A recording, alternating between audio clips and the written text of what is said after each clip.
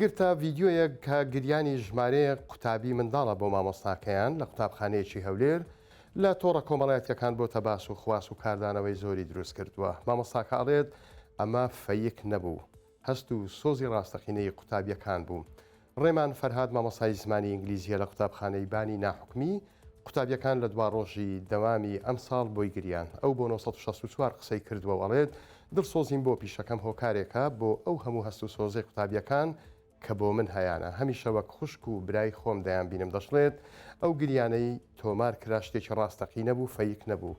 هەر بۆ منیش نا، بەڵکو دەڵێت بۆ مامۆستای دیکەش بەم شێوەیە قوتابیان گریاون و خۆشەویستی خۆیان دەربڕیوە، بەڵام ئەو دیمەنانەی من بڵاو بۆتەوە. مامۆستا ڕێمان ئەڵێت یەکێ لە قوتابیەکانم نەشتەرگەری بۆ کرابوو، ڕۆژانە پەیوەندی پێوە ئەکردم و باسی ڕۆژەکەی ئەکرد. دوێنێ بینیم سەیرم کرد کە دەگری، منیش خۆم پێ نەگیرا و ئیتر ئەوانی تریش دەستیان بە گریان کرد.